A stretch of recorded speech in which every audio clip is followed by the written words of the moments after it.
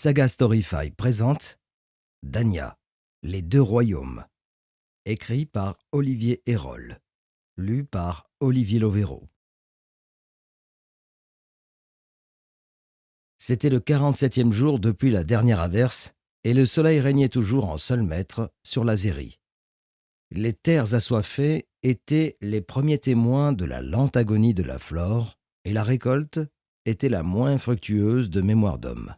Si la famine n'était pas à l'ordre du jour, c'était uniquement grâce au grenier de blé et au stock de viande salée, géré au compte-gouttes. En effet, un peu plus d'une décennie de paix et de prospérité, ainsi qu'un règne responsable, avait permis à la province d'anticiper les jours difficiles. Si tout le monde restait à l'affût d'une reprise des hostilités avec l'ennemi de toujours, c'était néanmoins la sécheresse qui hantait les esprits de la Maestria. La quantité de bétail diminuait, ainsi que la production de lait et de ses dérivés. À l'est, le Rouge était à son niveau le plus bas, à tel point qu'on pouvait traverser le fleuve à pied. Tout cela avait provoqué la flambée des biens agricoles, entraînant les premiers soulèvements. Le quartier de Larsa s'était révolté contre les chefs locaux. Les villageois s'étaient déjà rassemblés devant la demeure de chef Moren Kenal. La tension était telle que la garde prétorienne avait usé de sa force après avoir vu un de ses membres tué par les paysans affamés. Si le chef de cartel n'avait pas eu l'éloquence requise pour apaiser la plèbe, sa domus se serait empourprée du sang de sa garde et de la population. L'ordre fut maintenu grâce au maigre ravitaillement fourni par le maître de Zéry, seulement pour un temps. Si le calme était revenu, une autre révolte planait au-dessus de la province. La gravité de la situation accaparait l'attention des barons de Zéry. Une situation qui inquiétait d'autant plus que l'hiver venait de se terminer. Ce fut en ce premier jour de printemps que maître Géco Atessi réunit son conseil et ses cartels dans sa place forte d'Edessa. Livre 1. Le printemps sec. 1. Maestria de Zéry. Edessa, colonie du royaume de Dania Ouest. La goutte de sueur qui s'écrasa sur la lame de sa dague coïncida avec l'entrée de son bras droit dans sa chambre privée.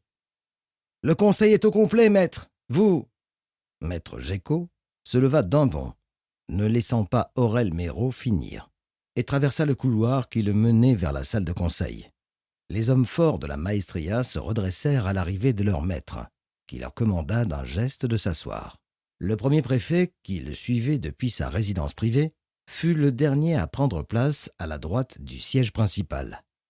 Il jeta 2 coups d'œil furtifs vers les barons autour de la table rectangulaire.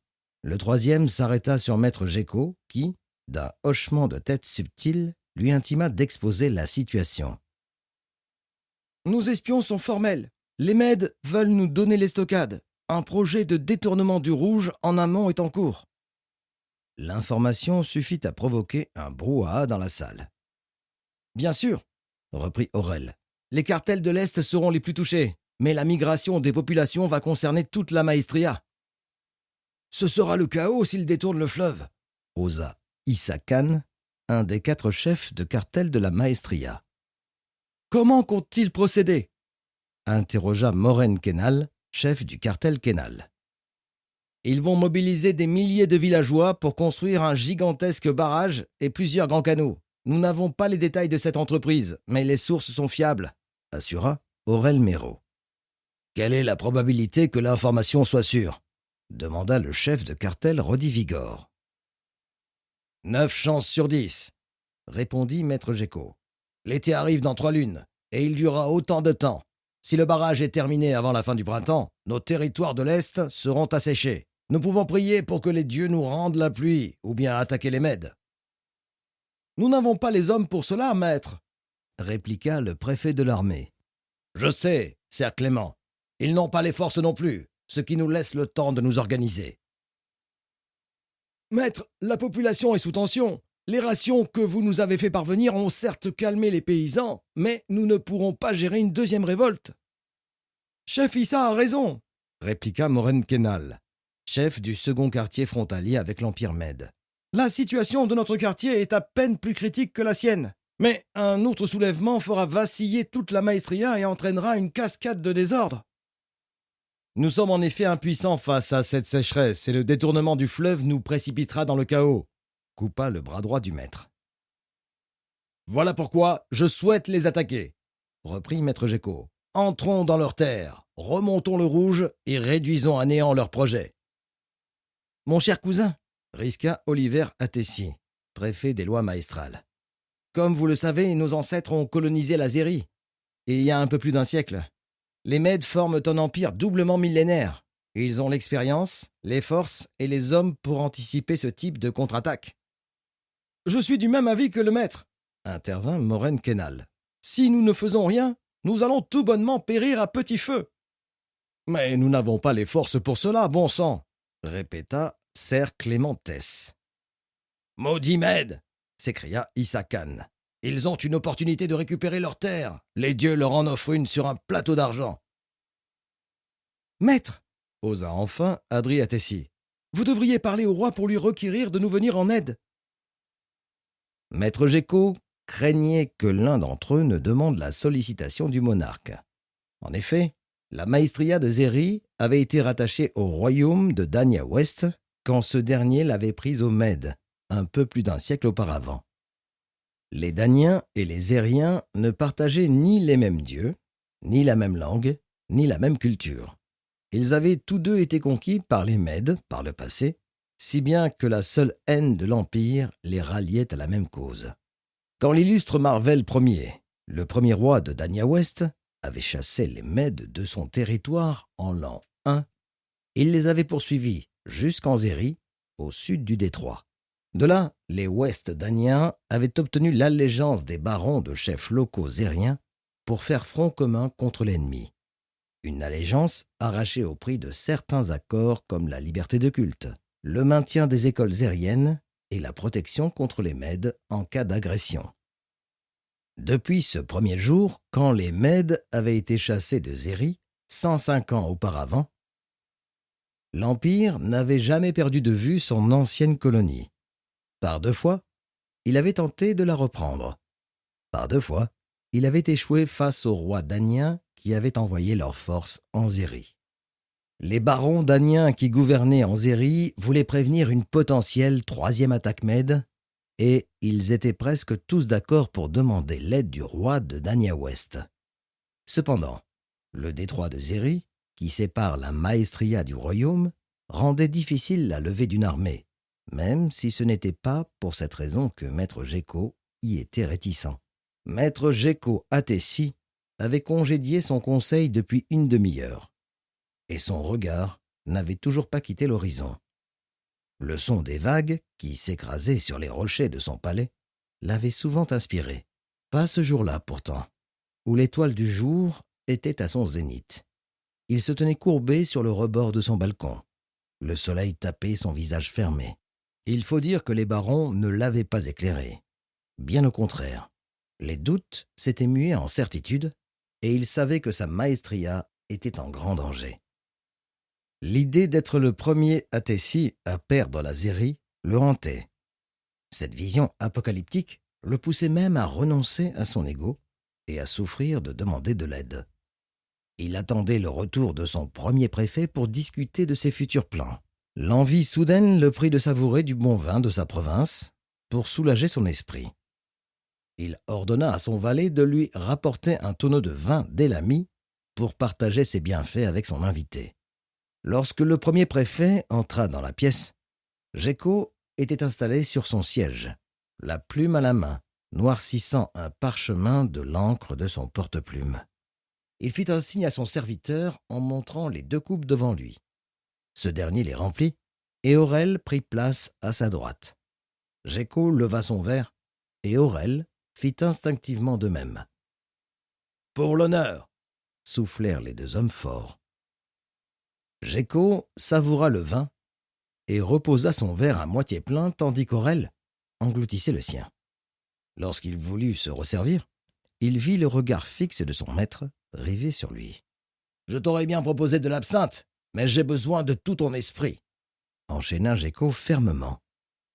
Bien entendu, répondit Aurel, en essuyant délicatement sa bouche avec sa manche. Avez-vous réfléchi à la demande du conseil, maître? Oui. Quels sont vos ordres? Tu sais autant que moi que je n'ai pas le choix.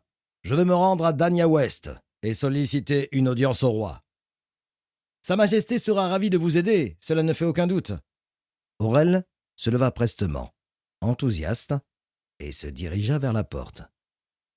Les jeux de Danya commencent dans 1 lune et demie. Nous préparerons votre escorte dès que... Je vous quitte dès demain à l'aube, coupa Géco. Parle au préfet de la garde maestrale.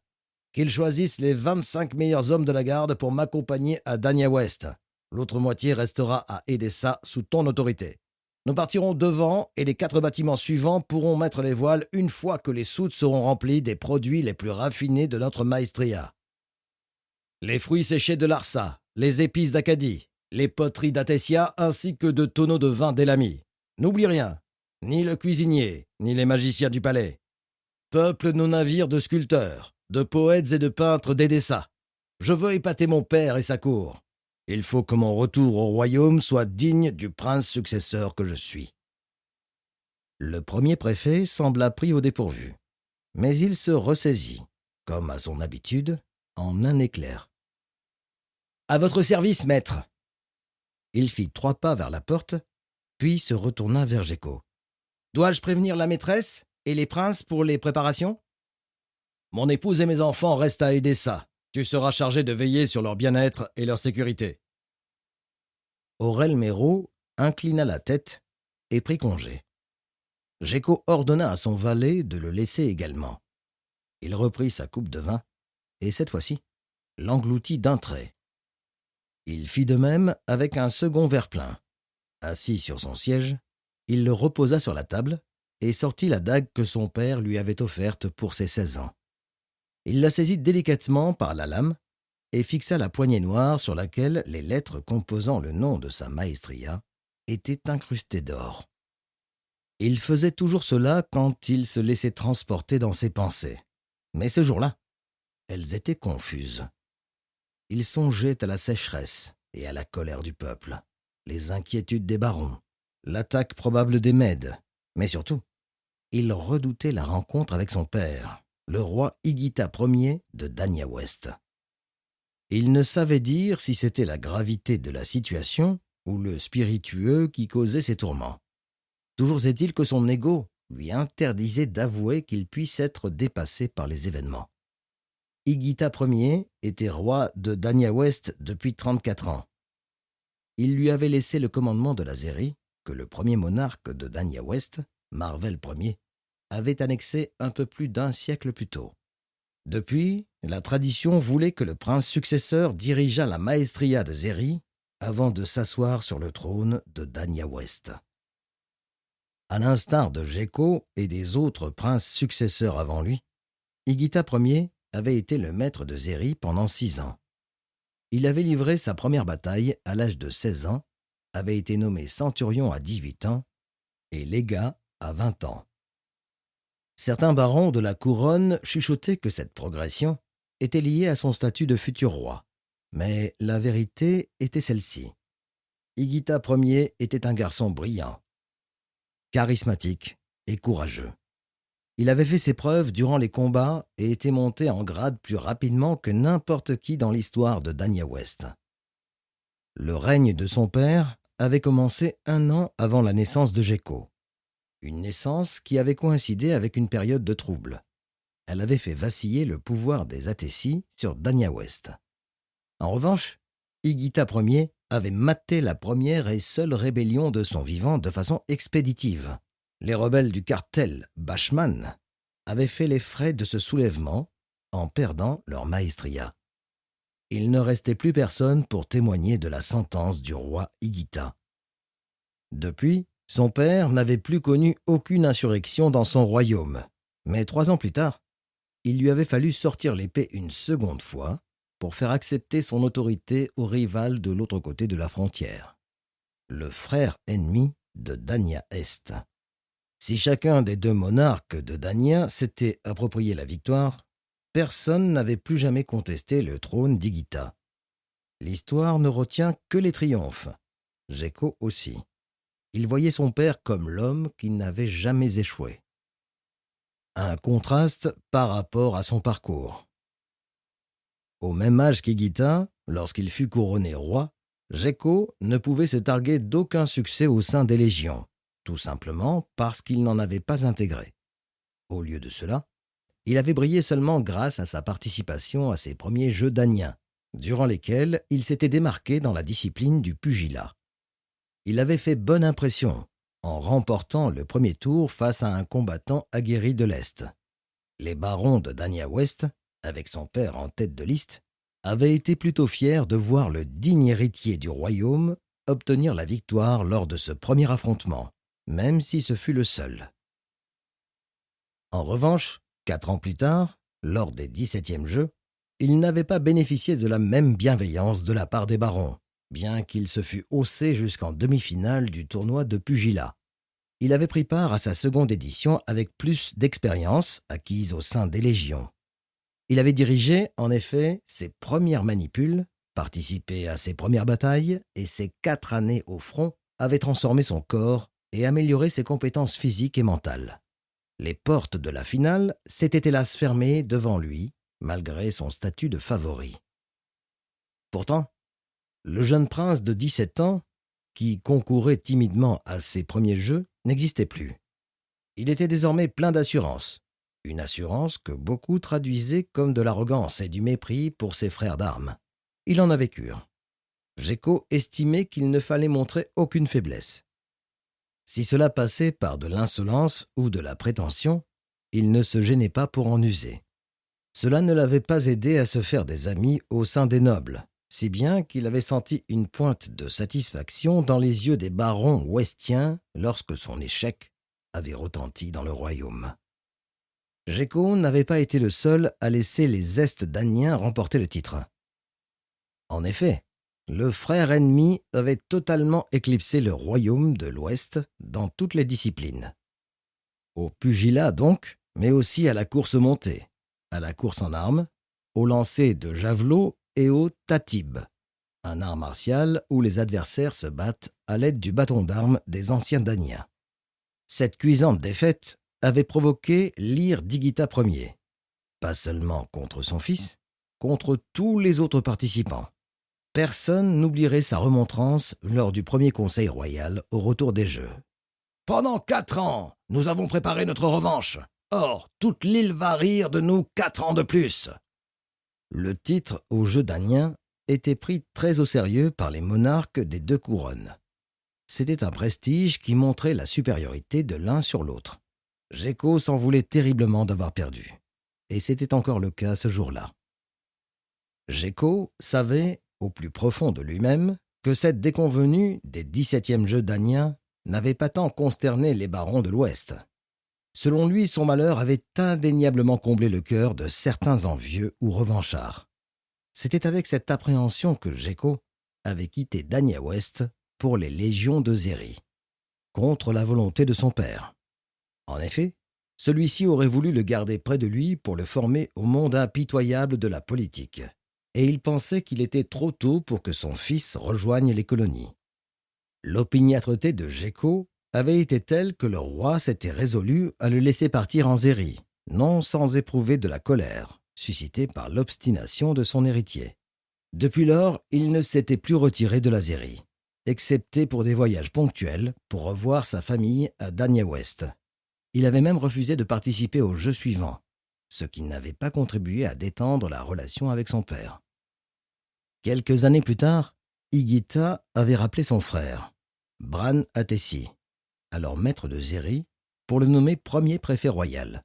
Il avait envoyé son fils à sa place à la tête de la maestria. Tous ses souvenirs fusaient dans son esprit et renforçaient son anxiété.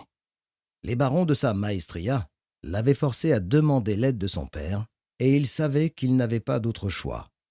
Gecko était désenchanté à l'idée de faire route vers Danya West, puis il pensa à ses frères, Jango et Pancri, les seuls qui attendraient son débarquement avec un amour sincère dans la capitale de Danya West, Lutetia. 2. Maestria royale des Atessi, Lutetia, royaume de Dania Ouest. C'était un matin ordinaire qui s'annonçait pour les habitants de Lutetia. Les oiseaux chantaient en chœur avec les pêcheurs qui, sifflotant, étalaient leurs prises au marché d'Argos, le quartier populaire le plus peuplé de Lutetia. Suivaient de près les marchands de primeurs, les bouchers, les laitiers et les vendeurs de vins et spiritueux. Tous criaient les mérites de leurs produits, et chacun cherchait à attirer, tant bien que mal, les visiteurs du marché. Chaque emplacement avait sa propre senteur, tantôt l'odeur des épices, tantôt celle de l'iode ou encore celle des fruits du printemps, qui éveillait la curiosité des passants. Les parfums s'entremêlaient, et bientôt, le bruit des charrettes et des animaux s'ajouterait à cet orchestre d'arômes et de mélodies. C'était dans un rythme paisible que les habitants de la cité s'empressaient de rejoindre les commerçants pour dénicher les bonnes affaires. Les meilleurs coups se faisaient de bonne heure, car les produits étaient au zénith de leur fraîcheur. C'était entre autres pour cette raison qu'à l'ouverture du marché, les prix étaient au plus haut. Tout le monde pouvait sortir d'Argos avec un panier rempli des saveurs de Dania Ouest et, quelquefois, des fruits exotiques de Médilla ou des légumes surprenants de Septentria. Quand le soleil terminait son ascension, poètes, musiciens et jongleurs occupaient la place, de même que les négociants de produits finis qui prenaient le relais lorsque ceux du matin avaient écoulé leurs primeurs.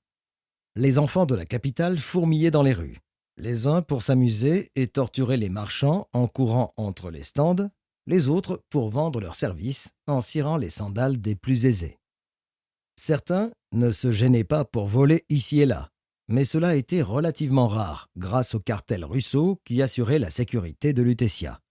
Le chef du cartel, Maurice Russo, qui cumulait ce rôle à celui de préfet de la garde prétorienne, commandait les patrouilles veillant sur la sûreté de la cité. Sa sœur, Azélia, n'était autre que l'épouse du fils cadet du roi Higita, Jango Atessi. Ce matin-là, celui-ci dormait encore. Il s'autorisait à faire la grasse matinée une fois par semaine, le lendemain de son entraînement de pugilat le plus rigoureux. Azélia ne faisait pas ce genre d'exception. Toujours levée de bonne heure, elle ne manquait jamais le marché de Vénus, qui correspondait au 5e jour de la semaine. D'autant plus que le premier Vénus de la nouvelle lune attirait les marchands des 4 coins de l'île. Azélia adorait les fraises des montagnes des Roches Noires, la province la plus à l'ouest de Dania Est. Elle en était certaine. Ce jour-là, il y en aurait des caisses remplies. Accompagnée de la douzaine de colosses de la garde rapprochée du cartel Russo, elle s'installa dans son beau carrosse blanc avec Zina Engel, sa camériste et aussi sa meilleure amie. Dans la cour du roi, on les appelait les jumelles. Toutes deux brunes, aux prunelles noires, elles mesuraient un peu plus de 5 pieds. Zina avait une silhouette mince et une posture droite, tandis que sa complice avait des formes plus généreuses, tout en restant parfaitement harmonieuse. Très dynamique, la princesse se distinguait de sa camarade qui avait une démarche frisant la nonchalance. S'il est vrai que Zina était plus raffinée et maîtrisait les codes de la noblesse ouest-danienne à merveille, Azélia avait le charme des princesses de Lutetia, qui ne laissaient personne indifférent. Un regard pétillant, un joli sourire, mais très modeste. D'ailleurs, elle n'avait pas besoin de sourire pour faire briller ses yeux et éclairer son périmètre.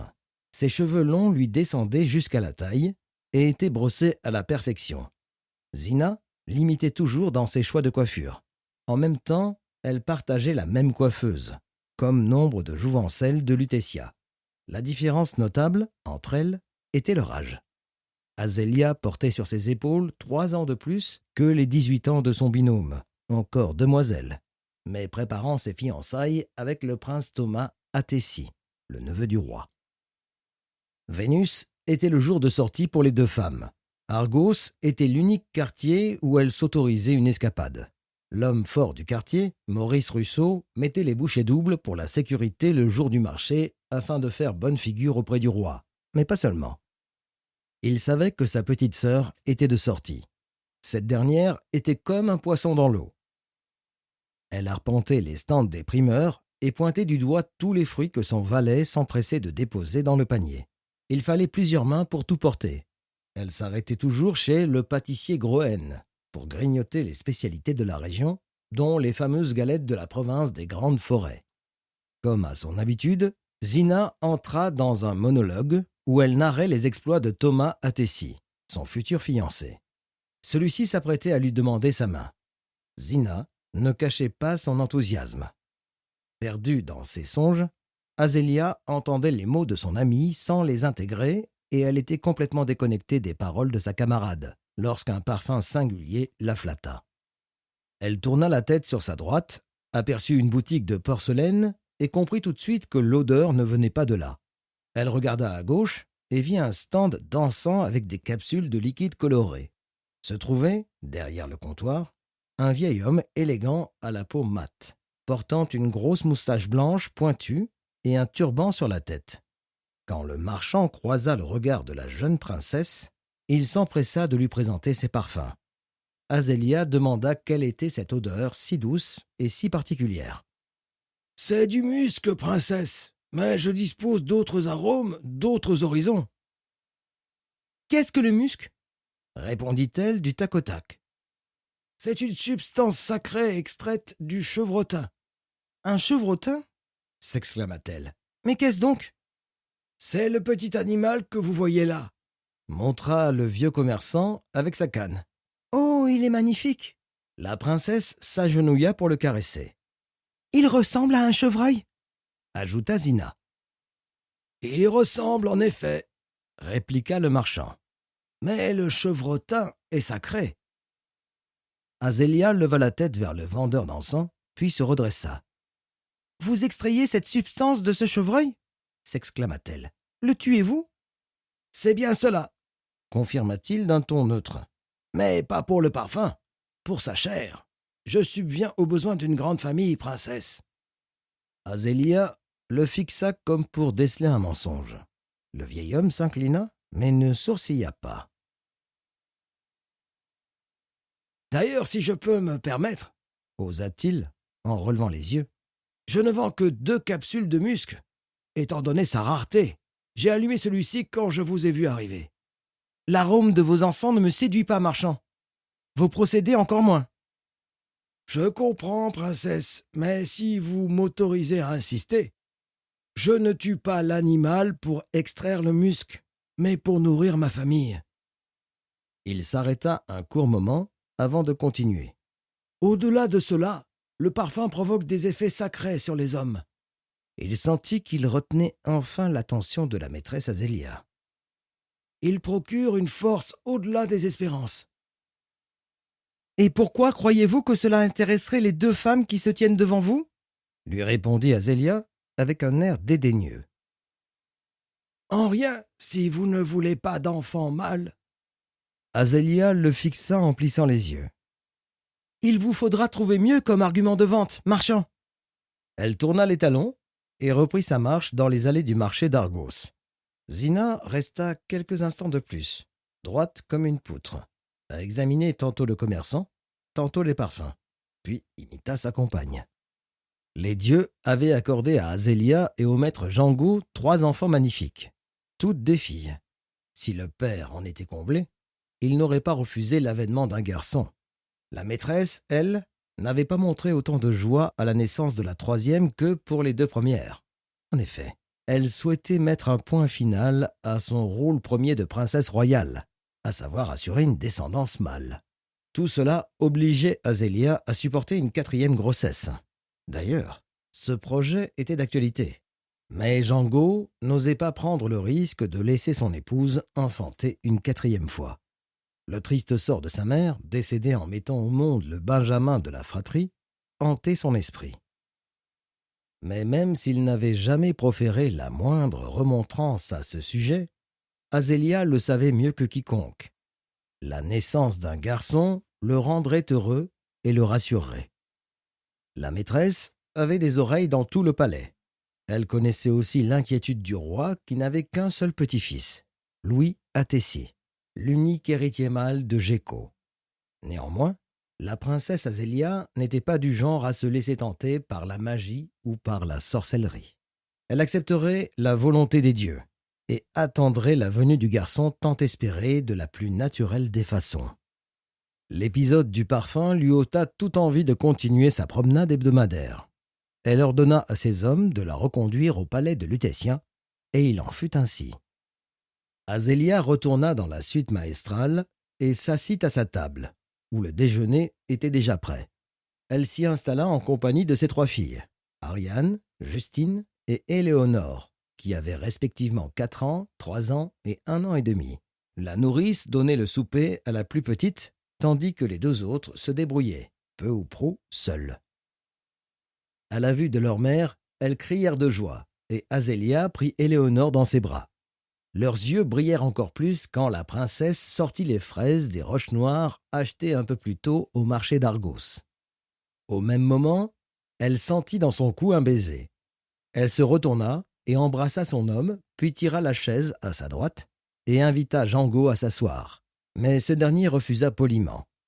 « Je ne vais pas traîner, ma fleur. Mon père m'attend pour un conseil exceptionnel. Je ne rentrerai peut-être pas ce soir. »« Rien de grave ? » ?»« Je vais le découvrir, mais on parlera sûrement du tournoi. »« Mais c'est dans 3 quarts de lune ?»« Dans 17 jours plus exactement, mais le temps passe vite. »« C'est vrai, » répondit Azélia. « Tu es prêt pour les jeux ?»« Plus que jamais, » reprit Jango avec assurance. « D'après nos prévisions, celui qui remportera le pugilat donnera la victoire des jeux à son royaume, et je compte bien y contribuer. »« Je n'en doute pas un instant, mon prince, » lâcha Azélia, en tendant ses lèvres vers son époux qui lui offrit un baiser. « Mais qu'est-ce que c'est que toutes ces fraises, Azél ? D'habitude, tu te goinfres de ces fruits quand ta poitrine gonfle. Me cacherais-tu quelque chose ? » demanda Jango avec un sourire en coin. « Pas du tout.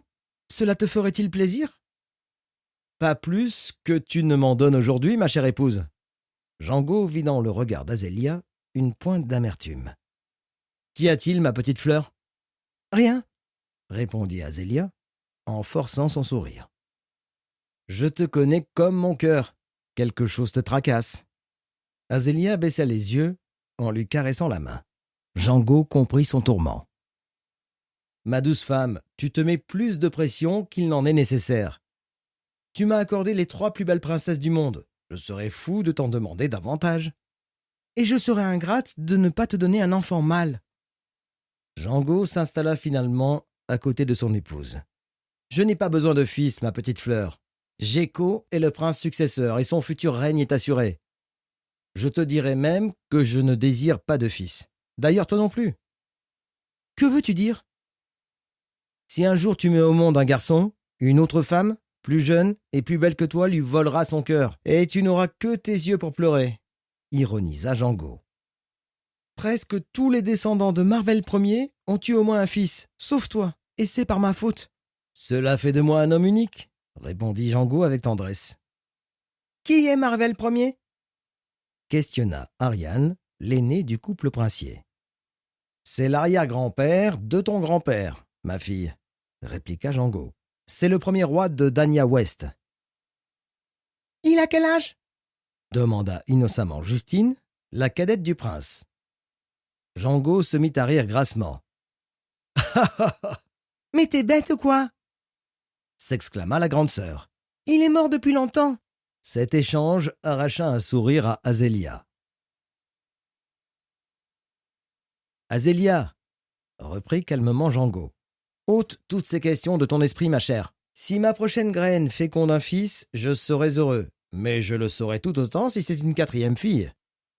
J'ajoute même que ce serait tout aussi bien si l'on se contentait de nos 3 princesses, que les dieux m'en soient témoins. » Jango embrassa son épouse et rallia le conseil royal de son père. À la fin du repas, la nourrice quitta la table avec Éléonore pour sa sieste méridienne. Ariane et Justine rejoignirent les filles de la noblesse de Lutétia pour leur cours de chant. Azélia en profita pour marcher dans les jardins du palais, où elle retrouva Zina, ainsi que les 2 autres compagnes qui complétaient le groupe, Lucy Borne et Carla May, toutes 2 filles des chefs de cartel Stéphane Borne et Allen May, qui contrôlaient respectivement les quartiers des Acacias et du vieux Lutetia. Ces trois amis étaient déjà en train d'échanger sur les ragots du palais, des récits exotiques de Dania, le futur mariage de Lucie avec un noble du cartel Frost et les fiançailles de Zina. Chacune y allait de sa petite anecdote. Les discussions étaient accompagnées des fruits juteux ou secs achetés plus tôt par les trois demoiselles. Chacune était fière de faire goûter sa trouvaille. Quand elles virent Azélia, les jeunes femmes s'agitèrent pour qu'elles s'empressent de les rejoindre. Une fois qu'elles furent réunies, Carla se dégagea la gorge comme pour attirer toute l'attention sur elle. Elle annonça qu'elle sortait tout droit du temple de Khnum, le dieu des dieux. Les saintes sœurs étaient formelles sur le sexe de son futur enfant. Elle posa sa paume sur son ventre rondelet et s'enthousiasma. « J'attends un garçon !» Lucie se tapa dans les mains en jurant qu'elle le savait. Zina lui sauta dans les bras et Azélia s'efforça de sortir son plus beau sourire de façon à masquer sa jalousie. Cependant, elle ne réussit pas à cacher ses sentiments plus longtemps. Zina, qui ressentit son émotion, recentra habilement la discussion sur elle pour dissiper le malaise avant que les filles ne s'en aperçussent. Elle prit la parole à son tour pour annoncer sa bonne nouvelle, la demande en mariage de son fiancé Thomas Atessi, le neveu du roi. Zina avait toujours été la fille pétillante et maladroite qu'Azélia protégeait tant. Son petit geste salvateur ne la laissa pas indifférente. Elle repensa à ce marchand et s'interrogea sur ce parfum. « C'est qu'il sentait bon, mais est-ce qu'il pouvait dire vrai ? Qu'aurais-je perdu à l'essayer ?» se dit-elle. C'étaient, entre autres, les questions qu'Azélia se posait. Elle ne se rendit pas compte qu'elle était restée si longtemps égarée dans ses pensées. Arrivait déjà la fin de la promenade, et Carla demanda congé. Lucy Borne l'imita. Les deux filles quittèrent le groupe, prenant chacune leur route. En présence de sa plus proche amie, Azélia se permit de se relâcher et la tristesse s'étala de ses yeux vers tout son visage. Zina montra la même bienveillance que maître Django quelques heures avant. « Azélia, elles peuvent avoir autant de garçons qu'elles le souhaitent. Le tien sera un prince de Dania West. » « Les dieux ne m'ont gratifié que de princesse à ce jour. »« À ce jour ?» reprit sa camériste en la fixant. Zina continua de scruter les prunelles de son amie comme si elle hésitait à exprimer la suite. Elle se décida finalement à sortir un flacon de sa poche. Azélia reconnut aussitôt le flacon de musc que vendait le mystérieux marchand. « Mais que fais-tu, Zina ? Range ça, bon sang !»« Je ne fais rien de mal, ma belle. »« La magie est interdite dans le royaume et tu le sais très bien, Zina. »« Qu'on me prouve que c'est de la magie, alors ?»« Tu as très bien entendu le marchand. »« Oui, je l'ai très bien entendu, » coupa Zina. « Ce n'est rien d'autre qu'un parfum. Et s'il a un pouvoir différent que d'apporter de la fraîcheur à ta suite maestrale, par exemple... »« Chut, tais-toi » s'exclama Azélia en regardant autour d'elle. « Je me tais, soupira Zina, tout en scrutant la princesse d'un œil espiègle. « Je ne veux pas forcer le destin, poursuivit Azélia en reprenant son souffle. « C'est peut-être ton destin de prendre ce flacon, Azélia. Tu désires ce garçon, et je suis sûre que Django aussi, au fond. Puis, qui le saura ?» Azélia observa autour d'elle, hésita un moment, mais refusa le flacon. « Je te remercie pour ta bienveillance, Zina. J'aurai un fils si les dieux m'accordent cette faveur. Sinon, je me plierai à leur volonté. » Accompagné de son jeune frère, Django longea le couloir qui le menait vers la salle du trône. Les membres de la garde royale, postés contre les murs, se redressèrent et saluèrent le prince à son passage. Deux d'entre eux, qui surveillaient l'accès, ouvrirent les portes pour les laisser passer. À leur entrée, tous les hommes forts de la couronne étaient déjà autour de la table, à l'exception du monarque. À la vue du fils cadet d'Higuita, ils se levèrent comme la coutume le voulait. Maurice Russo se cala avec humilité sur le siège du préfet de la garde prétorienne qui était le sien. Django et Pancri, les princes royaux, s'installèrent à leur tour à leurs places respectives. À part Gecko, qui était à 2 jours de navigation de là, la fine fleur de Danya West était présente. Les frères du monarque, Ser Bran et Ser Semil, se situaient respectivement à sa gauche et à sa droite, en qualité de premier préfet et de préfet de l'armée. À la droite de Ser Bran se trouvait Renrex, le préfet de la flotte maestrale. Il représentait également son frère, maître Marcus Rex de Westport. Ce dernier était trop vieux pour supporter les longs voyages. Ser Renrex et maître Patrick Groen, assis à la place voisine, discutaient avec passion sur l'art de la navigation qui n'avait aucun secret pour les Rex. Maître Patrick se présentait comme le maître des grandes forêts, cumulant aussi le rôle de préfet des lois. Du côté de Ser Semil, on pouvait apercevoir l'élégant Christophe Orléans, le chef de cartel dirigeant le quartier nord de Lutetia et préfet du Trésor. Maxime Dambel, grand précepteur, et Gaspard Borne, commandant de la garde royale, complétaient le conseil restreint. S'ajoutaient à ces derniers les membres du conseil élargi, les maîtres de Danya West, dont Noël Graven du Grand Nord et Alexandre Thès de Myrène. Le valet du palais mit fin aux échanges entre les barons en introduisant « Le roi Igita de la Maestria royale à Tessie, premier du nom, roi de Danya West et des colonies de Zéry, maître des maîtres, commandant des légions maestrales, saluez votre roi !»« Vos légionnaires vous saluent !» crièrent-ils, tous en chœur. Comme à leur habitude, les maîtres des 4 provinces du royaume commencèrent en soumettant leurs inquiétudes et leurs doléances. Suivirent les comptes rendus des préfets dans leur domaine d'expertise. Il n'y eut aucun point qui soulevât une quelconque controverse. Le roi conclut en présentant les ordres royaux à appliquer dans les maestria et les dernières nouvelles tant bien à l'intérieur de son territoire qu'à sa frontière. L'ouverture des 20e Jeux daniens fut l'un des sujets litigieux du Conseil, mais pas le principal. Les grandes tensions en Zéry enflammèrent les débats. 2 camps s'opposaient. Le premier, avec Ser Bran à sa tête, estimait que les troubles en Zéry devaient être réglés par les Zériens eux-mêmes. Ser Bran était très réticent à l'idée de contribuer à l'envenimement d'une situation qui pourrait entraîner un affrontement direct. Selon lui, l'envoi des hommes en Zéry rendrait le royaume vulnérable. Il ne voulait pas donner des idées aux Est daniens qui, à son avis, seraient à l'affût de toute opportunité. Maître Alexandre Thès, celui qui avait scellé le mariage entre sa fille et maître Géco, était naturellement du second camp, non pas pour prêter main forte à son fils par alliance, mais pour prévenir un conflit avec les Mèdes. Envoyer des forces montrerait la puissance présente face à eux, ce qui découragerait toute envie d'invasion de la Zéry. Après d'âpres discussions, Igita Ier décida qu'aucune mesure ne serait prise avant d'avoir écouté les doléances de son fils aîné, dont l'arrivée au royaume était imminente. L'atmosphère détendue du début de l'assemblée n'était plus. Les différents protagonistes quittèrent la salle et rejoignirent leur quartier. Seuls Jango et Pancry y restèrent en présence d'Igita, du valet et du quart des 50 membres de la garde royale. Le monarque congédia les barons, mais pria chacun de ne pas s'éloigner de la maestria royale. Il notifia que le conseil élargi reprendrait quand Géco aurait amarré son navire au port. Les derniers hommes présents s'effacèrent. Jango scruta le dernier garde tandis qu'il se retirait de la salle, et une fois que la porte fut refermée, il se tourna vers son père.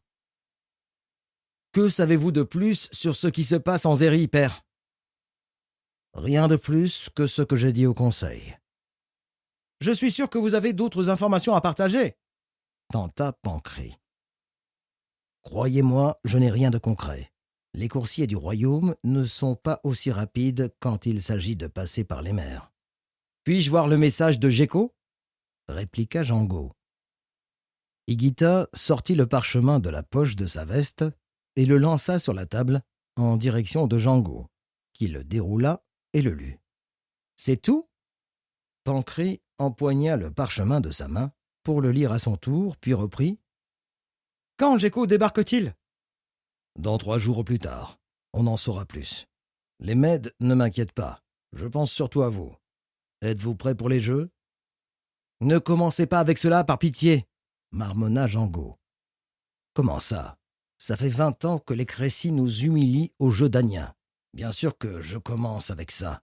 D'ailleurs, toi, ajouta le roi en direction de Pancry, à part pour courir, personne ne te voit t'entraîner. Je m'entraîne avec les prés légionnaires. Personne ne leur prête attention. Il est normal que personne ne me voie. Entraîne-toi avec des hommes plutôt qu'avec ces prés pubères. Père, croyez-moi, cette année nous remporterons les jeux, reprit Jango.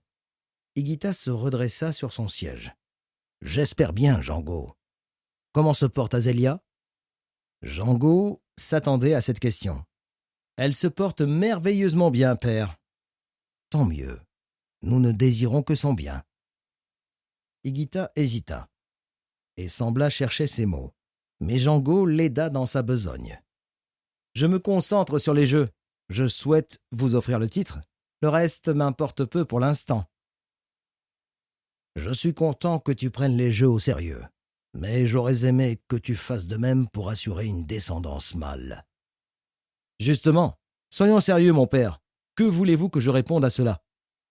Mets-toi au travail, bon sang. Cela devient gênant. Et toi, Pancry, combien d'années vais-je souffrir de ton célibat ? Enchaîna le roi, sans transition, en direction de son plus jeune fils. Soyez patient, réagit Jango à la place de son frère. Les dieux ont déjà honoré notre famille d'un enfant mâle. Nous imposer cette pression ne nous aidera pas. Je vous laisserai tranquille quand vous engrosserez vos femmes convenablement. Si avant l'automne, tu ne me proposes pas une dame, quelle qu'elle soit, du moment qu'elle est féconde, je m'en chargerai personnellement. Je sais que tu aimes bien les princesses qui font 2 fois ton poids. Jango ne put retenir son rire gras. Puis-je partir maintenant ? Demanda Pancry, un brin susceptible. Oui, pars. Tes gamins t'attendent pour jouer aux billes. Ironisa le roi. Pancry s'inclina devant son père, tapa le dos de son frère et quitta la salle du trône. Quand va-t-il grandir, celui-là ? Se plaignit le monarque auprès de Jango. C'est vous qui l'infantilisez. Vous faites de même avec chacun d'entre nous d'ailleurs. Soyez des hommes, et j'arrêterai de me mêler de vos affaires, quoique tu es celui qui m'agace le moins. Le roi sanguin se calma quelque peu. Vous êtes dur, mon père. Pancry est un précepteur précoce et Géco gouverne la Zérie en votre nom avec brio. Géco, c'est une autre paire de manches. Têtu comme un bourricot et rancunier comme un innocent condamné. Il se terre en Zérie et ne se montre jamais à Lutetia. Quand il sera roi, il ne verra aucun visage familier dans cette salle. Je serai à ses côtés, père. Pancry le sera aussi, ainsi que vos neveux Thomas, Hector, Georges, Nathan, Oliver et consorts. Géco se fait respecter en Zérie. S'imposer chez lui à Lutetia ne sera qu'une formalité. Le roi sembla rassuré par les propos de son cadet. Vous êtes tout ce que j'ai de plus précieux. Vous êtes mes héritiers, et je m'inquiète pour vous. Tous les sourires sont de façade dans ce palais. Il vous faut vous protéger et assurer vos arrières. Cela commence par une solidarité entre frères et se conclut par une descendance mâle sans équivoque. Voyant l'ennui prendre le dessus dans le regard de son fils, le roi changea de sujet. Il voulait faire passer le message, et c'était fait. Higuita évoqua les jeux. Ils échangèrent encore une bonne demi-heure avant que Jango ne demandât congé. Higuita se leva pour l'embrasser et le laissa filer. Jango sortit pour se rendre à la suite maestrale qui se trouvait dans l'aile est du gigantesque palais royal de Lutetia. Il sortait à peine de la salle qu'il vit Pancry qui semblait l'attendre à l'entrée principale. En effet, ce dernier devait gagner Westport, la capitale de la Maestria, gouvernée par les Rex au nom du roi Higuita. Officiellement, il y allait pour recruter les espoirs de la couronne pour l'école des espoirs, la grande école royale qui formait les centurions de demain. Il en profiterait aussi pour voir sa famille maternelle. En effet, les Atessi et les Rex étaient liés par le mariage d'Higuita Atessi et Abigail Rex, la plus petite sœur de maître Marcus.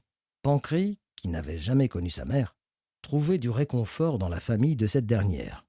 Il avait l'habitude de traverser tout le royaume dans le cadre de ses missions. Presque la moitié de ses périples le conduisait chez les Rex. Il faut dire qu'une jeune demoiselle de Westport avait conquis son cœur. C'était d'ailleurs la version officieuse de son voyage. Les deux frères se firent l'accolade et se donnèrent rendez-vous à Geneva pour l'ouverture des Jeux.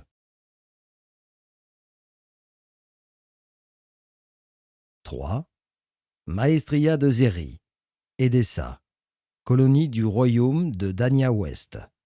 C'était le 3e jour qu'elle se réveillait sans son époux à ses côtés.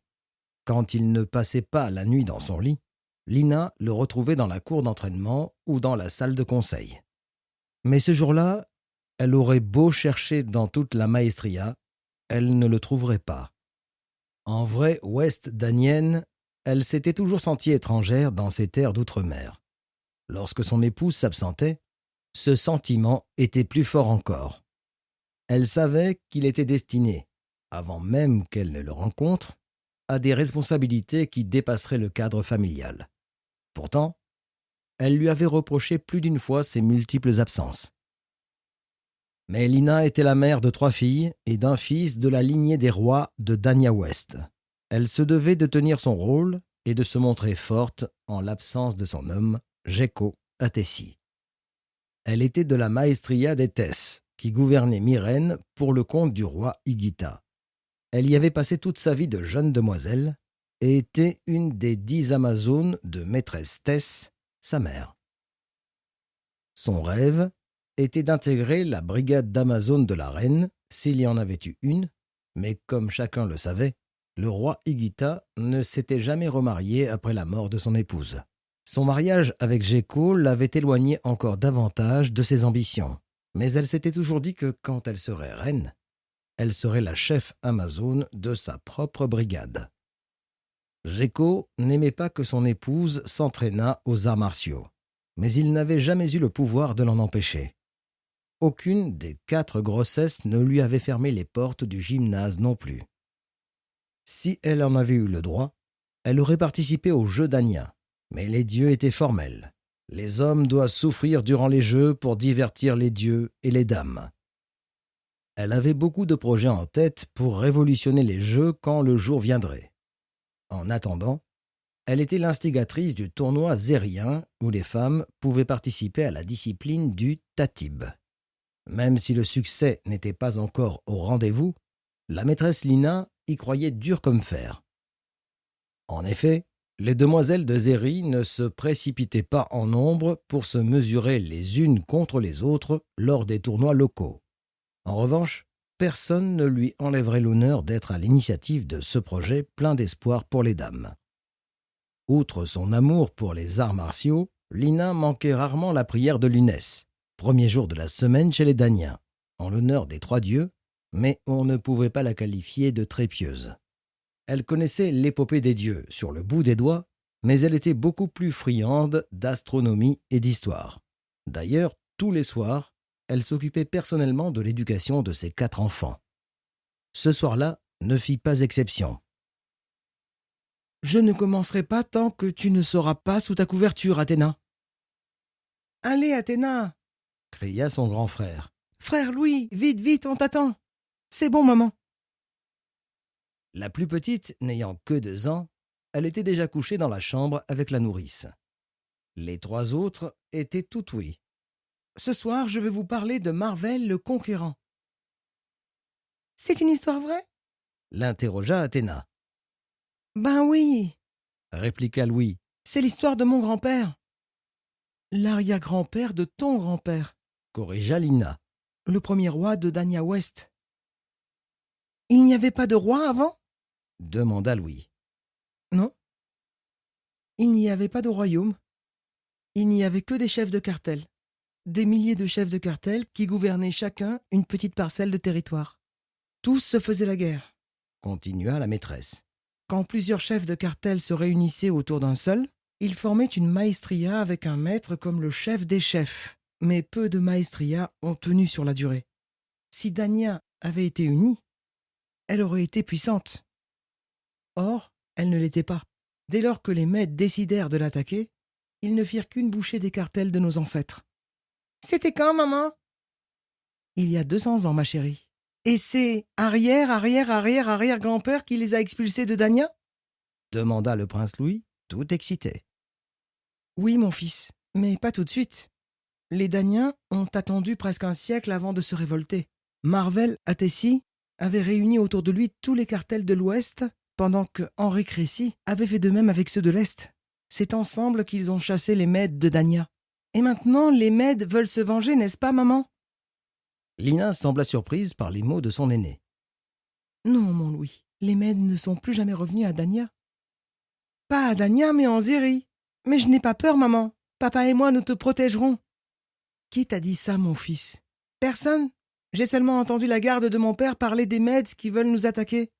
Maman, c'est vrai? S'écria Athéna effrayée. Ce n'est pas vrai, ma fille. Les gardes se racontaient sûrement des blagues. Personne ne nous attaquera.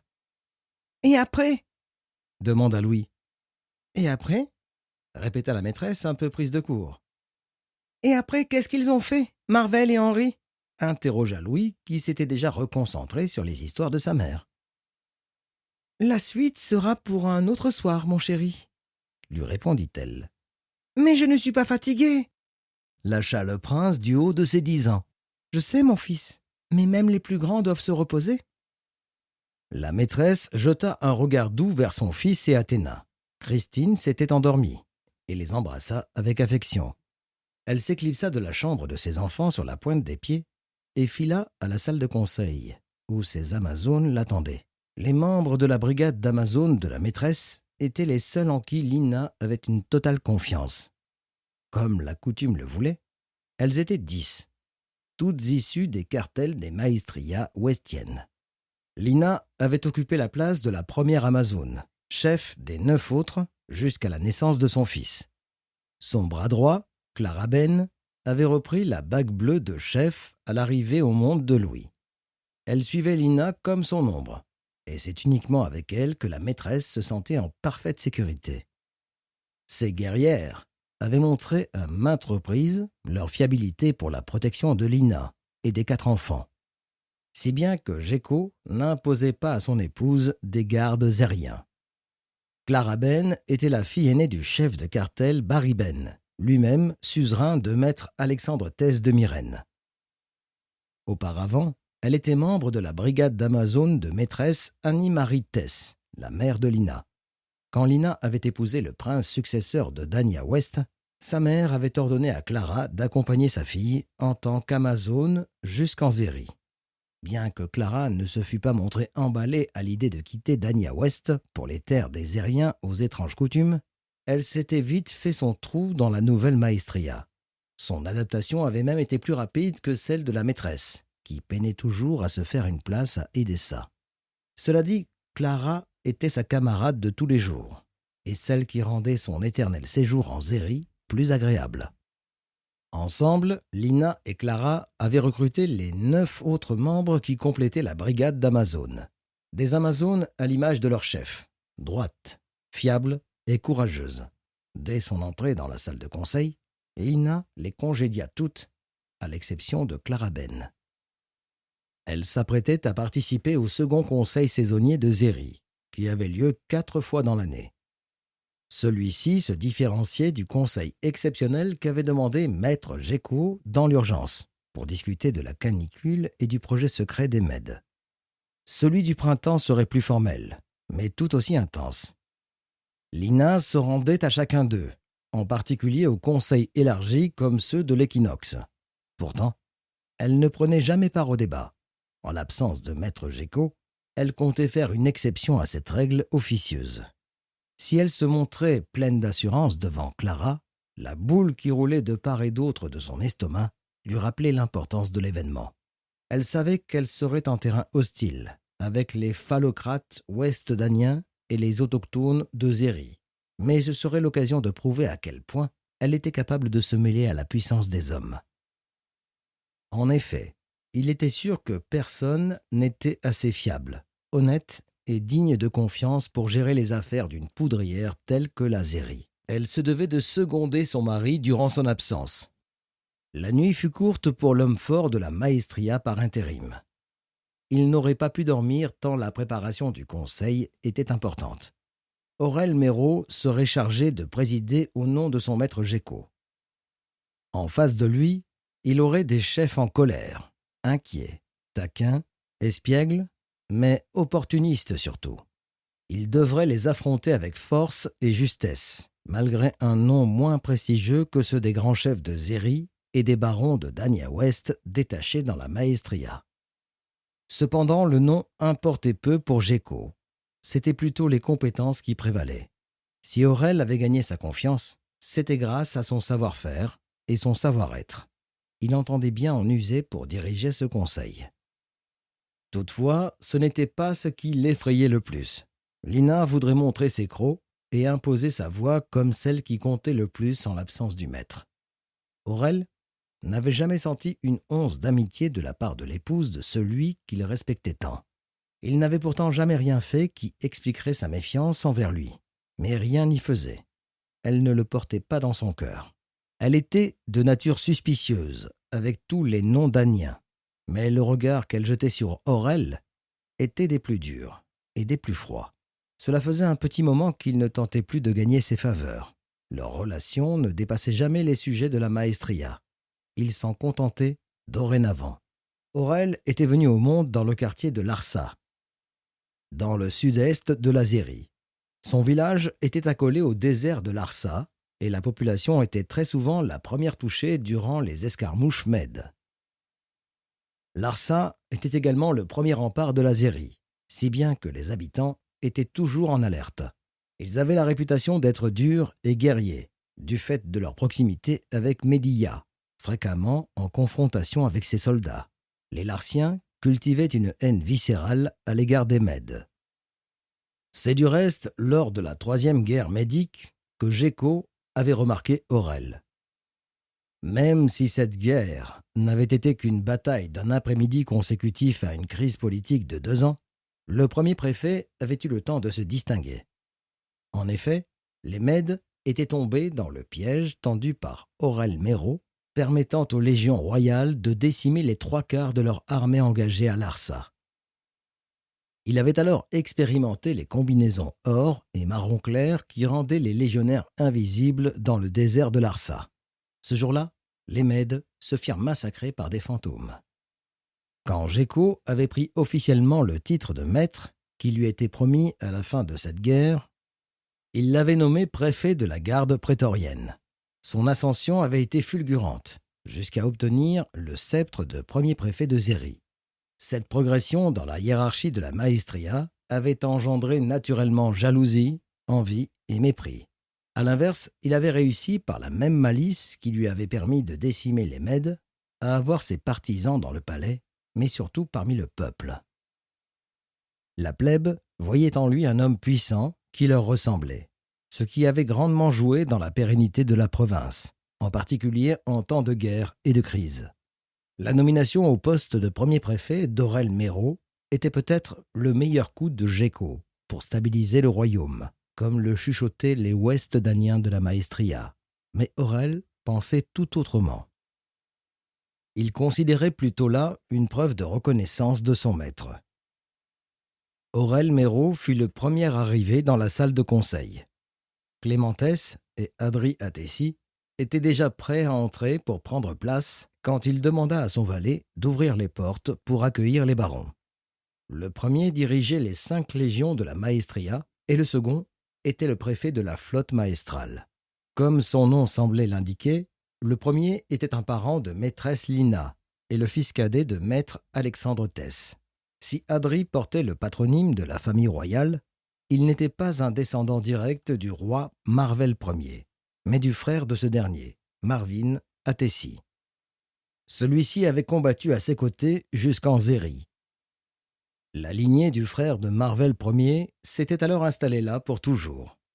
Suivit le respectable Bakhtiar Bello, précepteur maestral de Zéry.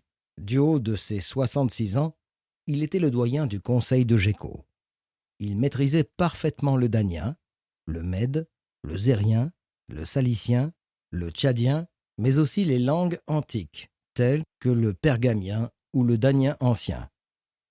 Bakhtiar trouvait toujours les mots justes pour calmer la ferveur des jeunes barons, quand ces derniers s'enflammaient. C'était le seul contre lequel Gecko n'élevait jamais la voix. Il avait un profond respect pour cet érudit qui ne manquait jamais de lui prodiguer les conseils les plus avisés. On chuchotait dans le palais que quand le maître ne savait pas trancher, il se tournait vers Bakhtiar.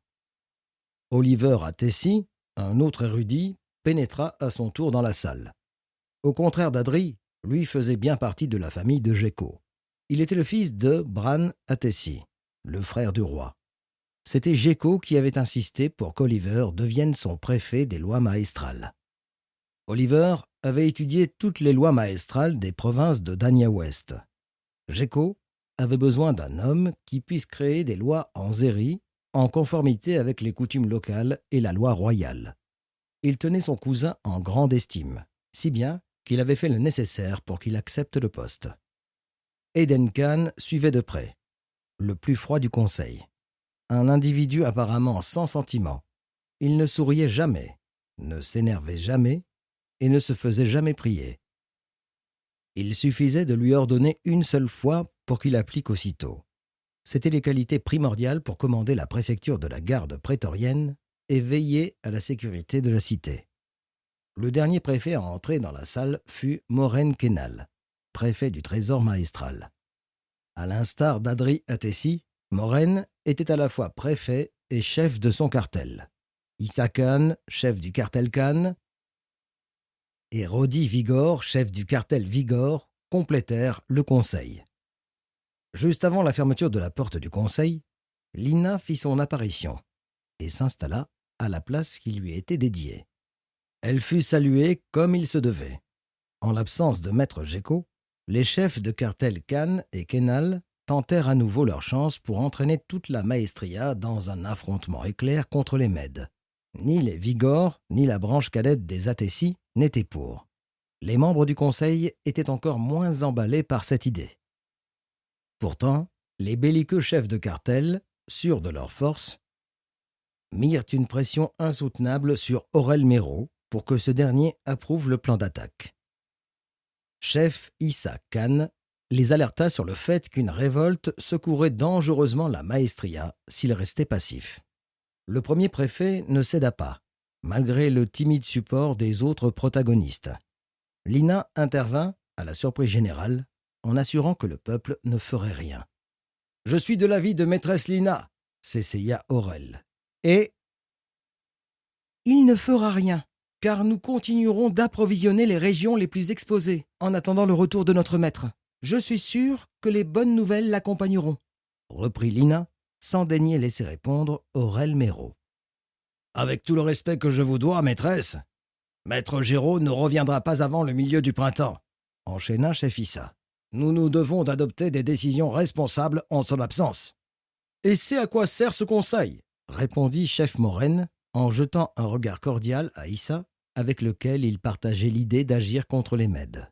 « Ce conseil vous sert surtout à présenter vos doléances, chef Moren, » répondit froidement Aurel Mero. « Les décisions de cette gravité ne peuvent et ne se prendront pas en l'absence du maître, en tout cas pas sans l'en aviser. »« Je suis tout à fait d'accord avec le premier préfet, » s'exprima Ser Oliver Attessi. « En tant que cousin de Gecko et préfet des lois, je veillerai au respect de celle-ci et je suis d'avis d'avertir le maître en toutes circonstances. »« Je vous en suis gré, Ser », le remercia Aurel Mero. « Cependant, » enchaîna sèchement Ser Oliver en direction de ce même Aurel, « ces décisions ont un poids considérable, et je ne suis pas sûr que vous ayez les épaules assez solides pour les prendre seul.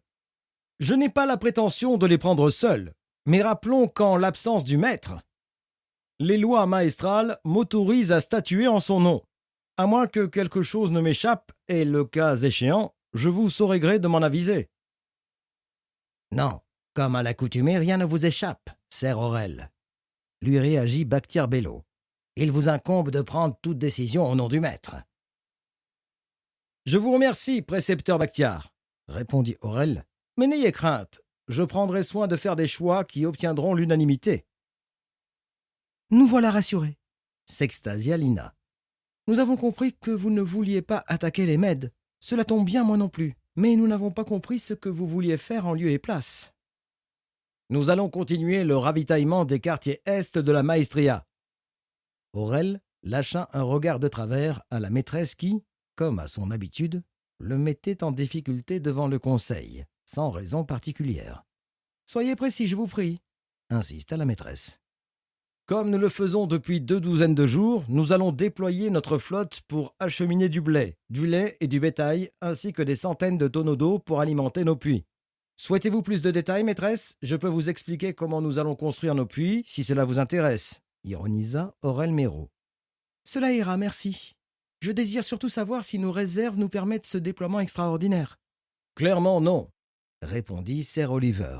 Ce transfert d'approvisionnement risque de nous affaiblir. En effet, nous ne pouvons pas tenir ce rythme plus de 3 lunes, reprit Clémentès. C'est vrai, mais nous en sommes loin.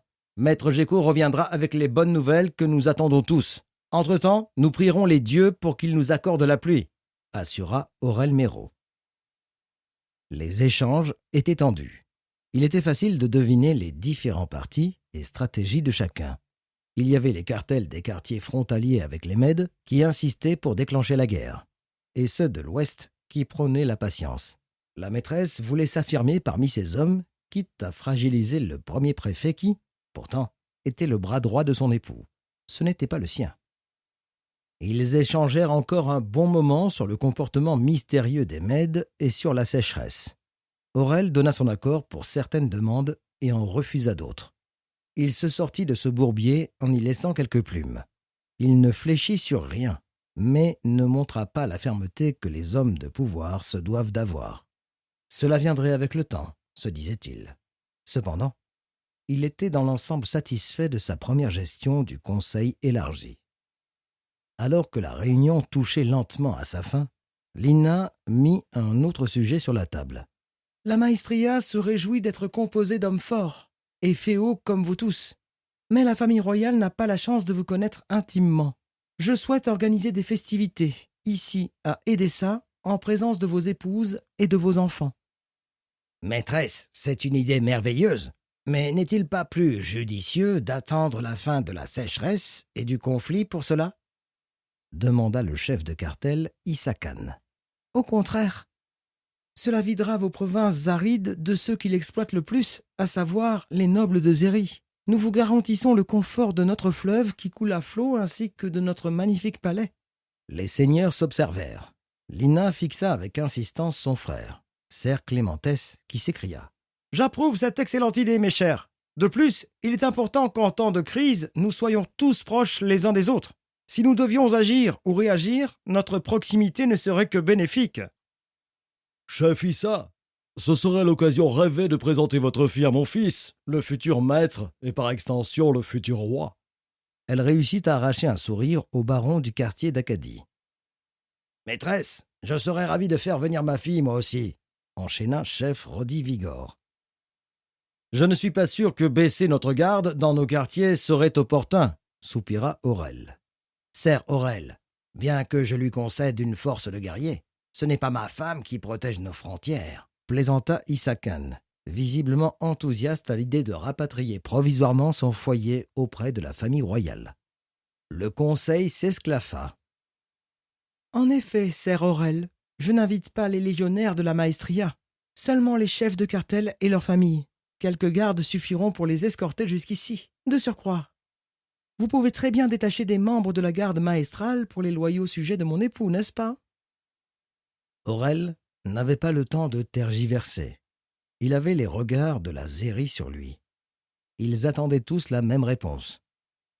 Il n'eut d'autre choix que celui d'approuver la proposition de la maîtresse, qui en fut très satisfaite. Il était important pour elle d'avoir tous ses suzerains sous ses yeux et de les connaître davantage. « Tout compte fait, vous avez très bien géré ce conseil, Sir Aurel, » souffla railleusement Lina. Toute l'assemblée s'esclaffa à nouveau. Aurel s'efforça de rire également. « Pour conclure, » reprit Lina Atessi, « je voudrais vous rappeler vos obligations. Ce qui se dit... » Nous espérons que vous avez apprécié cet aperçu. Pour continuer à écouter ce livre audio sur Google Play Livres, utilisez le lien dans la description de la vidéo.